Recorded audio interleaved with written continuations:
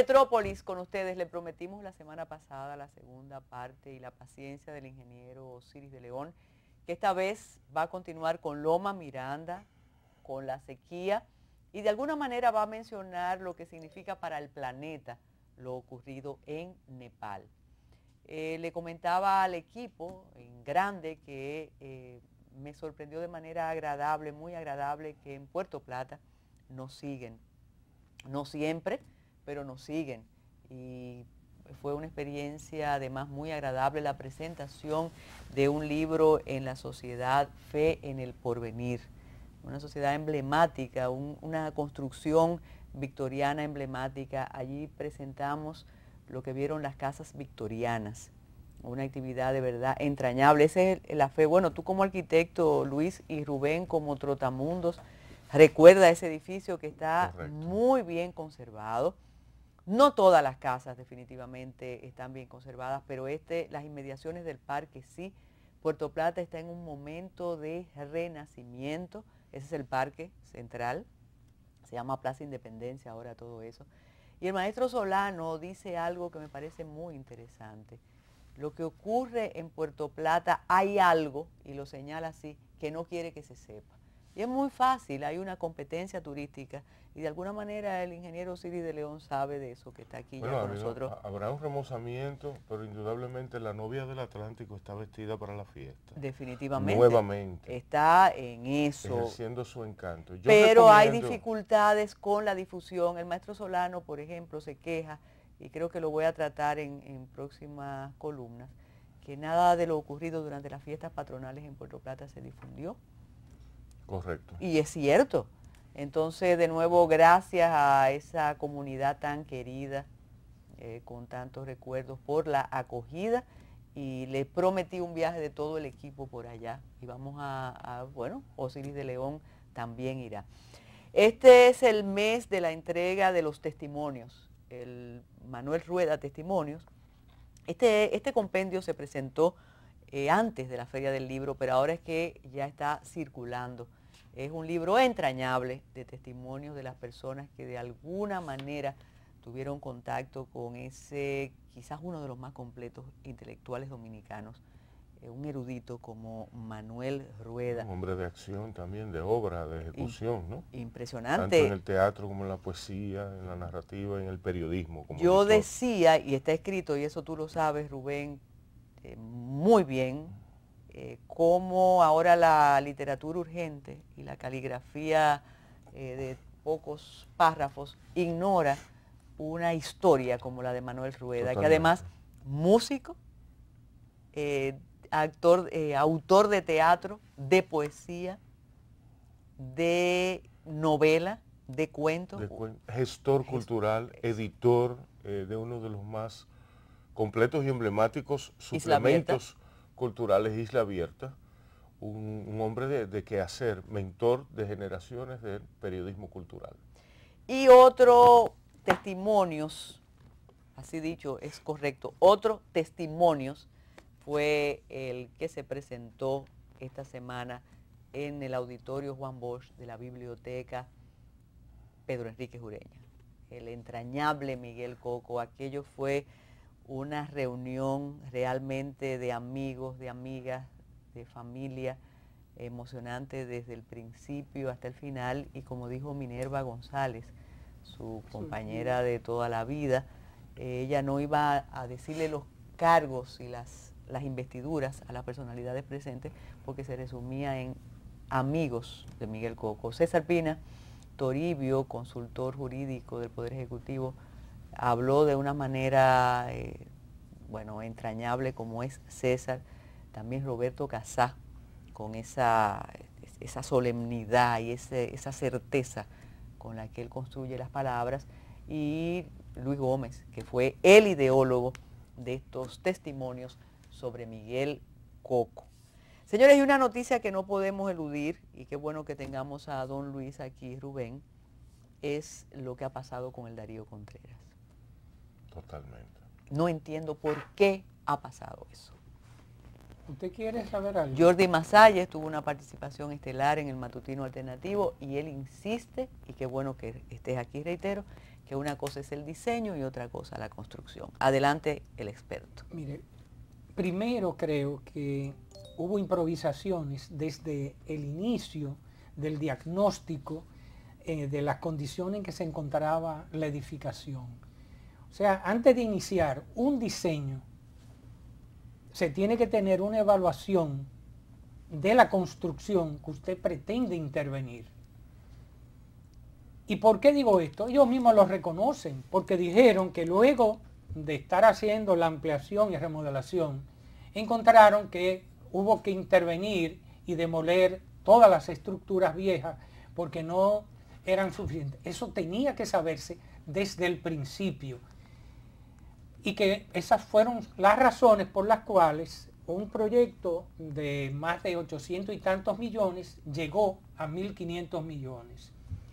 Pero yo digo que en el proyecto, parece que ha habido fallos del diseño, porque en el diseño tenía que contemplarse el inicio del programa de necesidades definido, completo, con todas las entrevistas necesarias para poder entonces dar respuesta a la demanda de los servicios que acostumbra el Darío Contreras. Según se dice, que hay hasta menos áreas de consultas, que eso ha disminuido. Claro, todas estas cosas se pueden arreglar. No obstante, lo que cuestiono es principalmente el aspecto de improvisación por la forma acelerada en que se inició el proyecto. ¿Y en qué aspecto? Recuerden que fue declarado de emergencia. Y así evadían una serie de procedimientos y creo que esa va a ser la excusa para continuar. Para mí no se justifica que la intervención de una obra como el Darío Contreras desde el principio no se hubiese con un diagnóstico estructural, eléctrico, sanitario, en el aspecto general. Eso era una obra muy contaminada ya. Eso era una obra como, que adolecía como de dicen los situaciones. médicos, ahora que usted menciona contaminada, con una gestión, aunque ese no es el problema ahora, que algún día habrá que denunciar y cambiar. Correcto. Porque hay médicos que le imputan responsabilidad a los grupos médicos que están ahí adentro y que no les importa que la situación sigue igual, que haya goteras o que no haya goteras o que el amor esté al lado del comedor. Pero fíjense, para más o menos ya redondear el asunto, la obra, qué bueno que se ha construido un edificio nuevo. Esperemos que el mismo no tenga vicios de construcción, porque parece que adolecemos de una supervisión adecuada que permita asegurar todos los procedimientos de construcción y las formas, las maneras de proceder para las instalaciones. O sea, asegurarnos que lo que estaba en el diseño se haya construido. Pero, siempre y cuando los diseños tengan un buen aval en el sentido de que fueron bien hechos. Por eso digo que se necesita un superhéroe, que no va a ser Osiris de León, que usted lo llamó la semana pasada un superhéroe. Y Rubén tiene otro de los superhéroes con nosotros hoy. ¿Quién es? Bueno, hoy tenemos la escuela para cerrar nuestra ponderación sociológica, artística, histórica sobre la incidencia de los superhéroes en la cultura moderna. Hoy vamos a cerrar con el capítulo Marvel Comics, que es un capítulo esencial para la historia de los superhéroes y de los cómics en particular, tanto en los Estados Unidos como para nosotros los de esta parte del mundo que formamos parte de Occidente y que nos criamos y fuimos formados por esas soluciones que daban los superhéroes, soluciones tan particulares para situaciones de crisis mundial. En ese tenor... ¿Cuál es este? Te apuesto que el arquitecto no lo conoce. Marvel Comics. Marvel Comics es una escuela que agrupa esos superhéroes, esas figuras que responden a un planteamiento estético y a una visión del mundo totalmente diferente de las que hemos estado mencionando, con Superman y Batman a la cabeza. En el caso de Marvel Comics, que es la casa de The Hulk, que es la casa del Hombre Araña, es la casa de Iron Man, es la casa de Flecha Rota, y es la casa de los agentes de S.H.I.E.L.D. y es la casa de muchísimos, de otras figuras de menor, digamos, estatura, porque no trascendieron, no hicieron la transición. Es la casa del Capitán América también, de Thor, y no hicieron la transición, muchos de ellos no hicieron la transición, sino hasta ahora, del papel a lo que es el cine de gran difusión y de altísimos presupuestos. El caso, por ejemplo, de Thor, que es uno de los mitos de la cultura escandinava, hijo de Odín, enemigo de Loki, una figura que tiene muchísimas interpretaciones, una deidad que tiene muchas interpretaciones y otras tantas equivalencias en otras mitologías, e inclusive va un poco más allá del simple entorno o de la cosmogonía mitológica y se propone como una figura casi satánica en muchos planos. Pues Thor nos llega de la mano de Kenneth Branagh, uno de los más grandes directores de cine inglés de la actualidad y un gran actor de teatro, un hombre de teatro que se ha insertado en el cine hollywoodense. Fíjate una de cosa, manera efectiva. Rubén, ahora que tú señalas estos directores de cine que todos hoy disponen de una nueva tecnología con software que les sirven para realizar una modelación de todas estas escenas. Los efectos especiales posibilitan muchísimas cosas y estamos viendo, a pedirle a nuestro director, el doctor Polanco, que nos coloque el tráiler de The Hulk de 2003, que es la película que se elabora luego de que la serie de televisión Hulk, el hombre verde. El hombre, sí. Hulk es la historia de un doctor que hace unos experimentos para convertirse en el superhombre. Y entonces Hulk se convierte, esa es la segunda parte de Hulk. Pero ¿de dónde vino Hulk? Esto no es en forma de chiste, pero recuerde quién era la película del marciano favorito. Pero el marciano favorito no era no provocaba miedo. ¿Quién era el compañero del marciano favorito? ¿Quién era el terrestre, el actor que se convirtió Bill Bixby. Era Bill Bixby el niño, pero que se convirtió en Hulk. Es un tema de actuación. Lo que significa Hulk es el superhombre moderno de Occidente fuera de control. De la misma forma en que Iron Man, ahí estamos viendo la versión del director japonés Ang Lee, del director chino, perdón, en un movimiento, en un giro de su carrera muy inusual, que le criticaron mucho. ¿Cómo es posible que el director de La Tormenta de Hielo, de aquella película, ¿no?, de autor, el director de Pride and Prejudice, hiciera una película como Hulk? Pero bueno, esos son... y mantuvo la calidad del género. Hulk, yo entiendo que esa versión protagonizada por Eric Bana es buena y rescata muchas cosas, pero, sin embargo, en la segunda parte, protagonizada por Edward Norton, que fue el primer tráiler que vimos, Hulk adquiere mayor definición y vemos un notable avance en los efectos especiales y en la apariencia del monstruo. Cuando se hace escúchame Luis, cuando se hace la decodificación de un texto, de un cómic, de una película, ¿tú piensas, Rubén Lamarche, que el espectador o la espectadora lo percibe así o simplemente consume lo que yo le doy? Consume lo que se le da. De alguna manera, el efecto simbólico, y hablamos de esto en el proceso de generación de la historia, el efecto del simbolismo no permite que el espectador o el fanático, el lector, esté consciente de las equivalencias o de la representatividad de esa figura simbólica con respecto a la cultura. Entonces Hulk, como dije, es el superhombre moderno, wagneriano si se quiere, en ese mismo sentido, totalmente fuera de control, el ansia por lo nuclear, el avance de la ciencia, la manipulación genética, lo mismo que sucede con el hombre araña.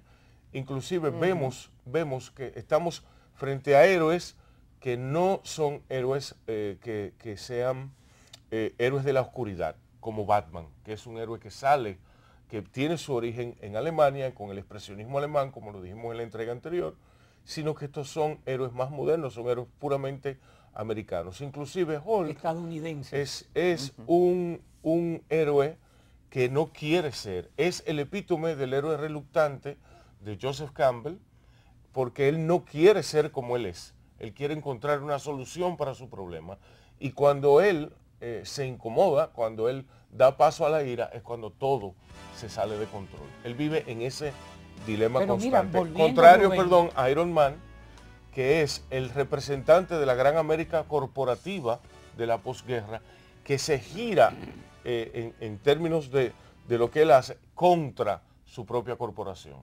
Porque Tony Stark es el hijo de este hombre visionario de tecnología, que es su padre. La corporación se va fuera de control y él decide hacer Iron Man para dar solución a las onerosas empresas de ese conglomerado. Fíjate, Rubén, independientemente del tema de estas películas, si nos vamos al vehículo para poder comunicar, vamos a decir, el tema continuo, porque cuando tú agarras a Capitán América, Capitán América, que viene de la Segunda Guerra Mundial, es importantísimo. Ya el Capitán sofisticado. América. Ya, exacto, es más sofisticado, está preservado a través del tiempo en criogenia y luego se convierte en un superhombre. Lo convierten en un superhombre. El joven. Es esa necesidad de los Estados Unidos de recuperar su autoestima luego de la Segunda Guerra Mundial. Y fíjate que hay Pero los europeos tienen también superhéroes. Los europeos tienen superhéroes, pero son no. Superhéroes más de la ironía y de la... Tienen antihéroes, sí, en el sentido literal. Pero lo bueno de lo que señala Rubén, cómo la influencia y la utilización de los superhéroes influye en el imperio estadounidense, en el mundo y en la juventud, en los niños. Y trae muchas cosas buenas. Yo decía al principio que la modelación de estos escenarios, de estas acciones, etcétera, gracias a los softwares y a los manejadores de los softwares, han hecho posible y que nunca los señalan ni los mencionan. No, pero muy por debajo, que son, óyeme, sin esas herramientas y los que manejan esos softwares, es muy difícil que esos directores trascendieran como lo están haciendo hoy. Eso es maravilloso. Señores, hay que saber lo que es manejar esos software. Mira, no estoy hablando simplemente de 3D Max, que lo usan mucho para la modelación. Hay una serie de software como el ERDAS, interesantísimo. Sí, Sin embargo, yo quiero intervenir para que Rubén se defienda con su hipótesis. Pero yo creo que independientemente de los software, ese género, aunque uno se burle, yo recuerdo cuando Rubén hizo la saga de las películas de Semana Santa, las películas bíblicas, que tuvimos la oportunidad de ver aquel paso famoso, emblemático del Río Rojo. Exacto, Moisés, del Mar Muerto. Del Mar Muerto, Mar Rojo. ¿Cómo tú lo ves ahora? Y es algo que nosotros podemos hacer mejor en nuestra casa. Es correcto. Sin embargo, eso queda como emblemático. Sin embargo, nadie ha incursionado, incluso cuando hubo una pequeña fiebre de revisitar el tema bíblico. Y luego de que Mel Gibson se atreviera a hacer La Pasión del Cristo, en el caso de las películas bíblicas, ¿no? Que tampoco lo sangriento de esa película no hubiera sido posible anteriormente sin los avances de la tecnología en el plano del maquillaje cinematográfico. Hoy sería muchísimo más fácil hacer el efecto de cómo el mar se abre en los 10 mandamientos. Sin embargo, nadie ha incursionado en esa historia bíblica, mientras Ridley Scott hace Éxodo, Darren Aronofsky hace Noé, que es una película, es una interpretación bastante innovadora y artística. Que tú la criticaste. Estemos o no de acuerdo con lo que plantea la historia. Entonces, a mí me parece que el problema de, a mi querido amigo Osiris, el problema de Aronofsky es que él quiere conciliar y dejar todo el mundo contento. Y nunca se puede, con un tema así, dejar a todo el mundo contento. Pero conoce a David Molina, no. Que escribe muchos asuntos bíblicos, es un investigador. Es que Rubén no es del Opus. No, eso no tiene que ver con Tenemos que hacer religión. una pausa, regresamos con Osiris de León.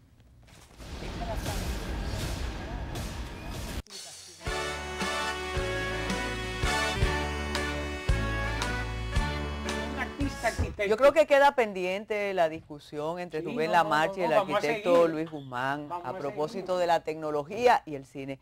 Osiris de León, ingeniero, de nuevo con nosotros. Esta es una especie de segunda parte, pero no final, sino siempre nos gusta estar con usted.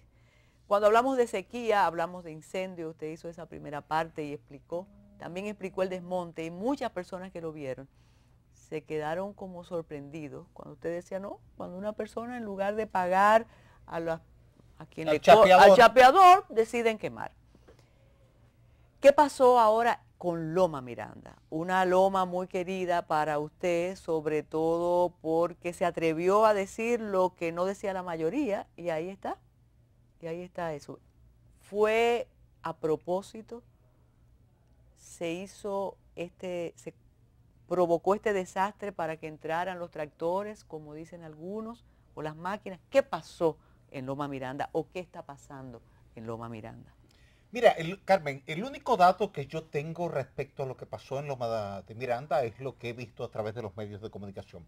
Tú sabes que el Ministerio de Medio Ambiente anunció que había detenido varias personas, inclusive el mismo día que procedió a detener varias personas, pues hicieron un registro corporal.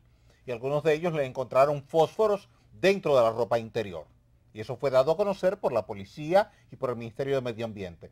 Pero ulteriores investigaciones dicen, y yo no tengo la constancia de ello, de que la persona que admitió que sí, que había utilizado fósforos para encender, trabaja para una fundación allá en la zona. Y esto evidentemente ha caldeado los ánimos. Inclusive ha traído confrontaciones entre un popular presentador de noticias y ese sacerdote, porque el presentador de noticias ha dicho, y con sobrada razón, si hay alguna constancia de que la empresa tuvo algún vínculo o alguna responsabilidad directa o indirecta con quienes propiciaron el incendio, pues lo correcto es que se vaya a la fiscalía y se presenta una querella. Y eso ha molestado bastante al sacerdote. Lo cierto es que hasta ahora lo que hay es eso. A mí sí me llama la atención en lo personal que un país que ha cogido fuego por las cuatro esquinas, fuego en Valle Nuevo, fuego en las Auyamas, fuego en la colonia japonesa, 4 fuegos en la Sierra de Bauruco, 2 fuegos en Chacüey, 3 en Samaná, 12 fuegos en los Haitises, que de repente una determinada comunidad ambiental se preocupara por ir a apagar solamente el fuego de Miranda, que fue lo que hizo pensar al Ministerio de Medio Ambiente que ellos no tenían interés de ir a ayudar a apagar el fuego, sino de tomar posesión del área. Y es lo que hace que el Ministerio de Medio Ambiente convoque a la policía para que obstaculicen el acceso de ellos, que argumentaban que iban a ir a apagar el incendio, pero Medio Ambiente decía, bueno, pero hay incendio en Constanza, ¿y por qué no quieren ir? Hay incendio en la Sierra de Bauruco y no quieren ir. Hay incendio en la Sierra de Martín García, tuviste el incendio en la zona de El Curro, que está en la Sierra de Martín García, y tampoco quisieron ir. Ingeniero, y no todos están preparados tampoco para enfrentar incendios. Es que es un peligro. El gobierno, exacto, tiene que tomar medidas preventivas de protección a la ciudadanía, porque esto no es de ir a apagarlo con una lata de agua. No, pero imagínate tú que Carmen, tú y yo de repente vamos a apagar un incendio forestal y el viento viene de este a oeste y de repente cambia y te deja atrapado. Ha pasado con bomberos en Estados Unidos, que han llegado a apagar un fuego forestal, de repente la dirección del viento ha cambiado, el fuego ha cambiado y ellos se han quedado atrapados en medio del incendio y han fallecido. Sí, es una situación dramática. Mira, usted dice algo creo que importante para la discusión. ¿Por qué con tantos fuegos estos meses y el que yo decido ir a apagar es el de Loma Miranda? Claro, como ciudadana interesada y preocupada. ¿Qué ganaría la minera quemando su loma? ¿Y qué ganan los demás quemando ese espacio? Simple. La minera no gana nada y sale perjudicada. De hecho, recuerda que quien más cuidaba a José Francisco Peña Gómez era Joaquín Balaguer. Porque entendía que si le pasaba algo a José Francisco Peña Gómez, el responsable era Balaguer, aunque Balaguer no hubiese puesto un dedo en la piedra que se tiraba. Entonces Balaguer le encargaba a los organismos de seguridad, cuiden a ese hombre, porque si le pasa algo me responsabilizan a mí. Evidentemente que una empresa minera que está en conflicto con un sector de la comunidad por una operación minera en un área que es parte de la concesión minera, va a tener interés de que ahí no pase nada negativo, porque va a ser culpada inmediatamente por sus adversarios de que propició eso. Es decir, si Juan discute con Altagracia en la tarde y en la noche le pasa algo a Altagracia, ¿a quién van a salir a culpar? A Juan. Evidentemente. Entonces, la empresa yo creo que en esto se cuida y trata dentro de lo posible de que ahí no pase nada, ni por bien ni por mal, porque va a ser señalada. Ahora bien, tú sabes bien y tú has escuchado los relatos de que muchos problemas que se presentaron en los 12 años de Balaguer, 10, 12, 14, 15 años después, hubo grupos que admitieron que ellos fueron los protagonistas en el entendido de que estaban conscientes de que la responsabilidad sobre quién recaía. Sobre Balaguer. Y tú lo has escuchado, que tú lo has narrado. Entonces, ¿qué ocurre?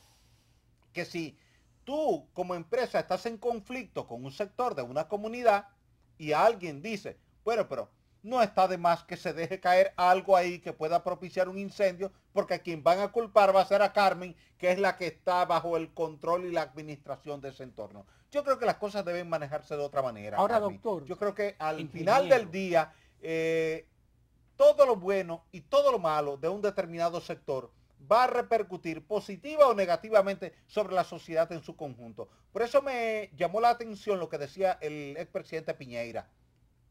Cuando él le dijo a la prensa, la discusión no es si se explota o no el recurso mineral. La discusión es cómo se explota, que es distinto. Es bueno señalar, ingeniero, que usted se está refiriendo al expresidente de Chile, Sebastián Piñera. Sebastián Piñera, que estuvo en el país y que para asombro de muchos y de muchas dijo que él cree en la explotación minera. Porque Chile recibe cerca del 35% de su Producto Interno Bruto en base a la minería del cobre. Pero hay una parte que debe de considerarse.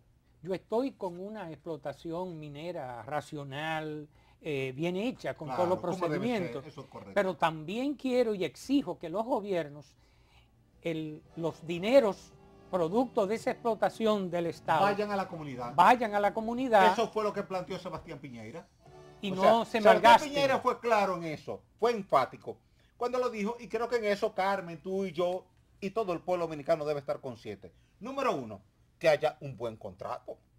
Esa es la hipótesis suya, claro, la que usted siempre ha dicho. Un contrato decente, y por eso peleamos en un momento determinado. Segundo, que no haya un impacto ambiental severo al medio ambiente, porque al final del día, Carmen, termina siendo un ejercicio de hipocresía que yo hable contra la minería, tú o Luis, porque al final del día, tú viniste a este programa en un vehículo accionado por un combustible que viene de la minería. Tuviste al mediodía en tu casa un almuerzo preparado en una estufa accionada por un gas que viene de la minería. El metal de la estufa viene de la minería. El tenedor viene de la minería. Todo lo que hay en una sala de cirugía viene de la minería. La cristalería de tu casa y de mi casa viene de la minería. El plástico para la botella viene de la minería. Es decir, si tú te pones a hacer un ejercicio de todo lo que está alrededor tuyo, te vas a encontrar que todo, sin excepción, viene de la minería. Por tanto, ¿a qué debemos aspirar como sociedad? A que la minería se haga de manera correcta, sostenible, sin falla de ningún tipo, y que el Estado sea el principal supervisor y garante frente a la sociedad de que las cosas se van a hacer de manera correcta en la minería. Regresamos, porque todo viene de la minería. Me encantó eso. Regresamos de inmediato.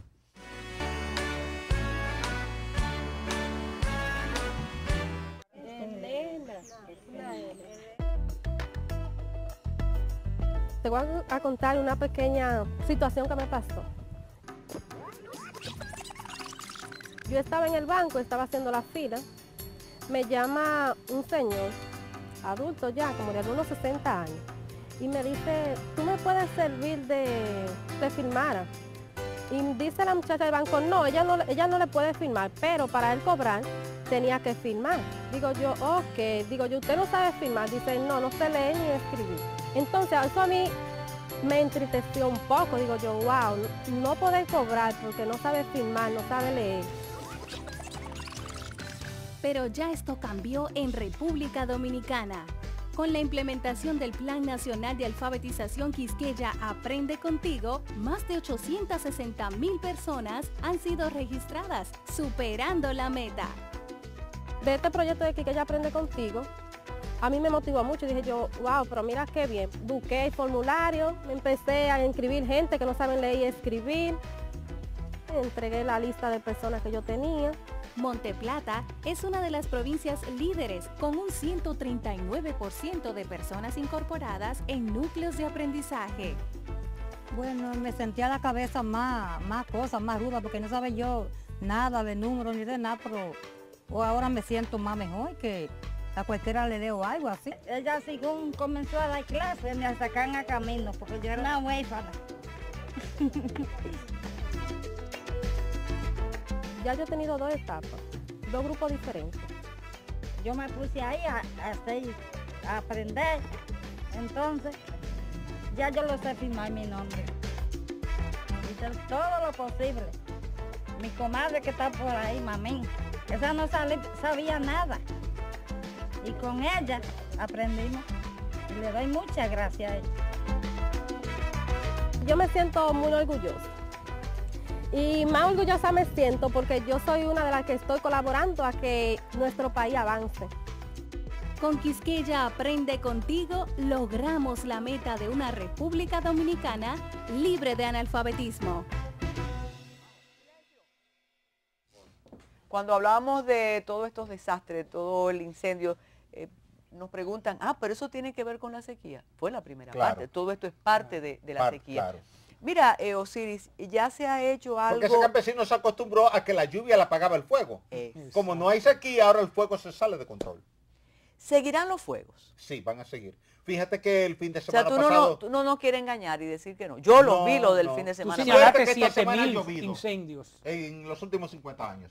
Pero fíjate que el fin de semana pasado, ¿dónde estaba el fuego? En la Sierra Martín García, que hasta ahora no había cogido fuego. Comienza en la zona del Curro, en Barreras, y de ahí va subiendo y llega al otro lado, que es la zona que está de frente hacia Barahona. Entonces, ya ahí tuvo que intervenir el Ministerio de Medio Ambiente, pero hubo que pedir el auxilio de los militares para poder ir a apagar el fuego. Ingeniero, ha dicho ONAMED y Meteorología que hay que acostumbrarse a que cambiamos. Así es. Que ya esta isla es diferente, que ya la temperatura va a ser distinta, que ya el suelo va a ser otro. ¿Eso es así? Sí, es así. Si tú chequeas las escasas lluvias que hemos tenido en la presente semana, no vienen del Caribe, no vienen del Atlántico, vienen de Centroamérica, moviéndose hacia el noreste.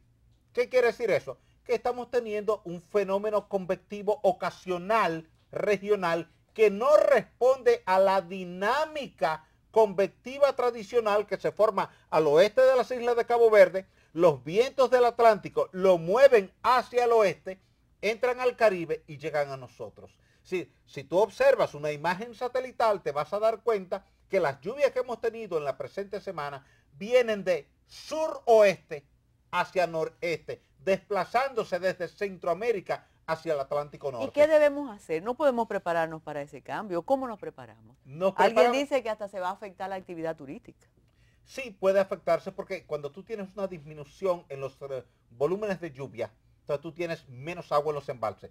Salvo la presa de Atillo y la presa de Rincón, las demás presas están secas. Por ejemplo, Valdesia, que es la presa que le suple 6 metros cúbicos por segundo al acueducto de Santo Domingo, que son 137 millones de galones de agua al día, está en la cota 137 cuando debía estar en la cota 150. Tavera está en la cota 317 cuando debía estar en la cota 325. ¿Qué quiere decir eso? Que Santo Domingo, San Cristóbal, Santiago, Moca no tienen agua. Pero estamos en emergencia. Claro, entonces. Vete a la línea noroeste. Toda la línea noroeste, desde Navarrete hasta Dajabón, se abastece del acueducto de la línea noroeste. ¿Y de dónde se abastece ese acueducto? De la presa de Monción. ¿La presa de Monción de dónde se abastece? Del río Mao. Y el río Mao está seco. Por tanto, ahora tú no tienes agua en la línea noroeste. Tú tienes una situación de emergencia nacional que hay que saberla administrar. Quiere decir que hoy es más peligroso, hay más riesgo y vulnerabilidad que en los tiempos de antes. Usted señaló que en los últimos 50 años han habido alrededor de 7.000 incendios. Quiere decir que dividiendo esto entre 50, estamos hablando que anualmente hay cerca de 150 incendios anuales. Y su magnitud, creo hoy, que es mucho mayor que en aquellos tiempos, porque en aquellos tiempos no había la sequía de hoy, no había la intervención en la forma negativa, porque yo sé que la intervención también buena ya la hemos comentado anteriormente en otros programas, cuando se repueblan el bosque, etc. Pero entonces ya no hay posibilidades con la situación en la isla. Se torna difícil por el hecho de que... No podemos esperar una temporada de lluvias ya, Osiris. Sí, se puede esperar, pero corta. Fíjate qué ocurre. Tú tienes ahora mismo el fenómeno del Niño. Cuando tú tienes el fenómeno del Niño, tú tienes mucho calor en el Océano Pacífico. Entonces el vapor de agua se concentra en el Pacífico. Por tanto, tú tienes mucha resequedad en el Océano Atlántico. Lo que te produce vaguadas, tormentas, depresiones tropicales y huracanes en la región nuestra es la actividad convectiva en el Atlántico, no en el Pacífico. Entonces, cuando tú tienes poco vapor de agua en el Atlántico, entonces tú tienes pocas probabilidades de depresiones tropicales, de tormentas tropicales, de vaguadas, de huracanes, que te descarguen mucha lluvia durante 5, 6, 7 días consecutivos, se te llenan todos los embalses de las presas y tú tienes agua suficiente para el resto del año. Mira, terminábamos el programa pasado y usted nos comentaba casi privado que tenía la intención de ir a Nepal.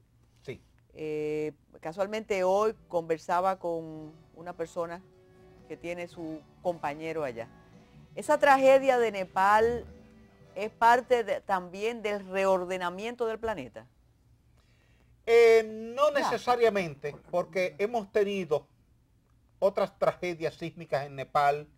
Lo que pasa en Nepal es algo similar, pero en menor escala que lo que pasó en Puerto Príncipe. Todo el que fue a Puerto Príncipe, justo aquí al lado nuestro, vio lo que es una tragedia sísmica. Espérate, me excusan el gesto, pero es que me dicen que hay una pausa. Regresamos con Nepal y Puerto Príncipe, o sea, ¿se puede equiparar? Sí, pero con escalas diferentes. Regresamos de inmediato.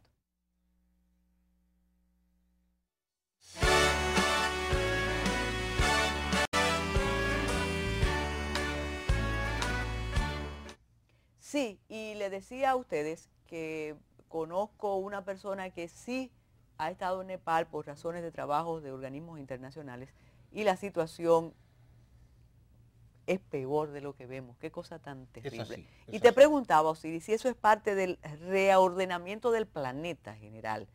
Eso no es solo algo que pasa ahí, sino que puede afectar a todo el planeta. Sí. Tú sabes que el planeta está dividido en placas tectónicas y a lo largo de las franjas de contacto entre las placas tectónicas se acumula energía.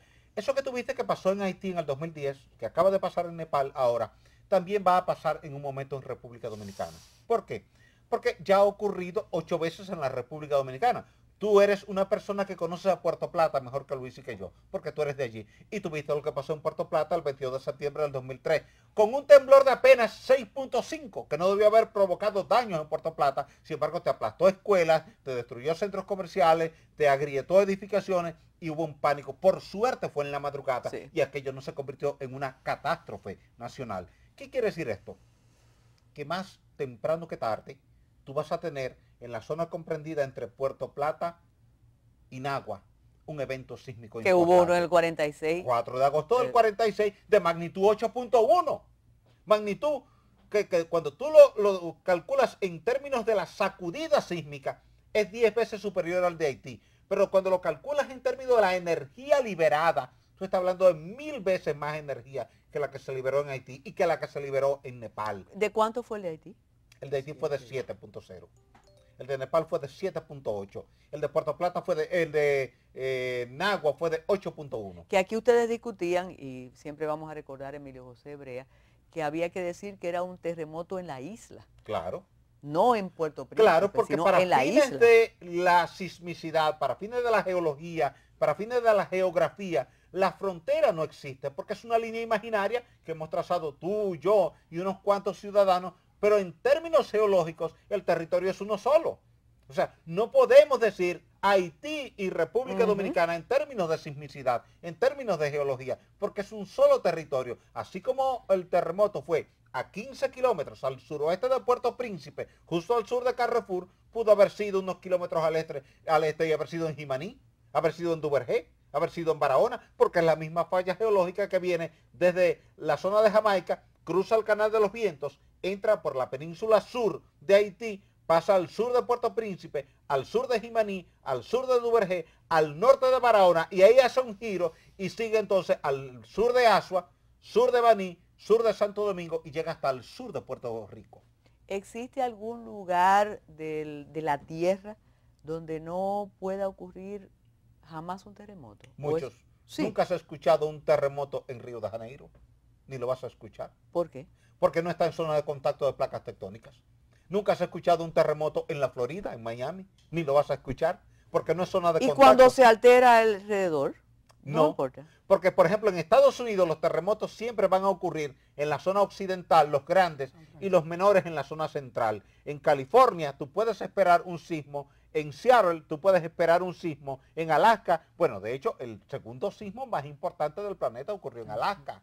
Y tuviste que San Francisco fue destruida por un terremoto en 1906, que generó un incendio que terminó de destruir a San Francisco. Ahora, eso que tuviste en San Francisco, no lo esperes en Nueva York, no lo esperes en Boston, no lo esperes en Washington. Nueva York tembló.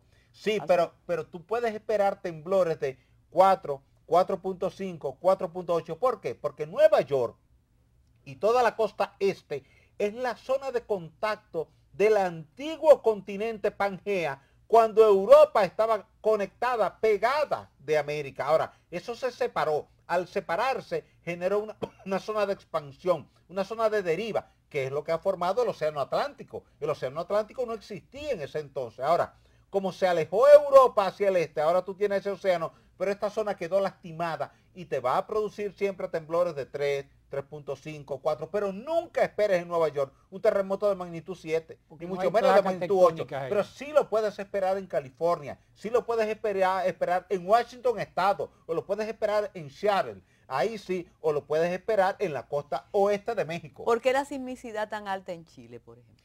Porque Chile es la zona donde la placa del Pacífico se mueve más rápidamente en contra de la placa de Sudamérica y se mueve a razón, oye bien, de 8 centímetros por año.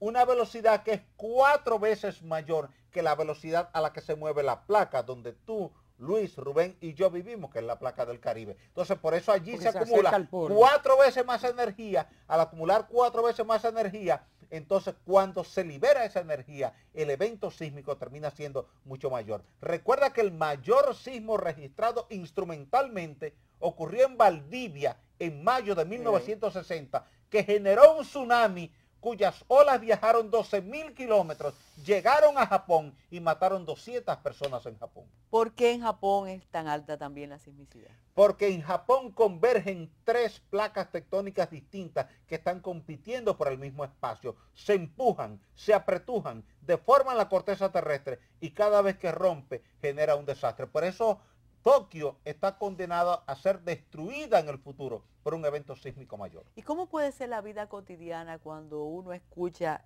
algo tan dramático como lo que usted está diciendo?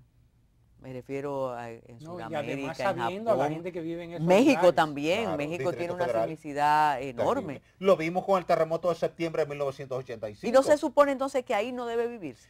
Mira, Carmen, eso que tú acabas de plantear es lo más lógico, lo más sensato y lo más prudente que debe plantear un ser humano. En esos lugares que son altamente vulnerables por la sismicidad y por el tipo de suelo que hay, el ser humano no debía emplazarse. Sin embargo, a veces el ser humano quiere que la naturaleza se adapte a él y no él adaptarse al ser humano. Cuando tú tuviste la tragedia de Jimaní fue porque la gente estaba emplazada en un lugar inadecuado. Cuando tú tienes un daño terrible en el Distrito Federal en septiembre del 85 con ese terremoto de Guerrero de magnitud 8.1, era porque la gente estaba viviendo en el antiguo lago Texcoco, una zona donde nunca se debió haber construido. Igual nos pasa en República Dominicana, que en suelos de vocación estrictamente agrícola, que tienen 2 metros de humus, estamos haciendo edificaciones para nosotros vivir. Entonces, ahí hay una distorsión en el uso de suelo y en algún momento la sociedad tendrá que reorganizar todo ese esquema y entonces educar a la población de dónde vivir para que su vivienda sea resistente ante cualquier evento sísmico. La verdad que uno hace un esfuerzo para que de verdad aprendamos y estemos conscientes, pero no nos gusta escuchar estas cosas. No nos gusta. Yo creo que Sin a usted embargo, tú le dices a la gente, como científico... mire la ciudad colonial de Santo Domingo, que está ahí de pie, y busque la ciudad colonial de Santiago y la de La Vega, que no están de pie. Aquellas colapsaron porque estaban en suelo. Esta resistió porque está en roca. Independientemente de lo del Hotel Francés, que usted lo explicó la semana pasada. Muchísimas gracias, ingeniero, muchísimas gracias a ustedes por seguir siempre con Metrópolis.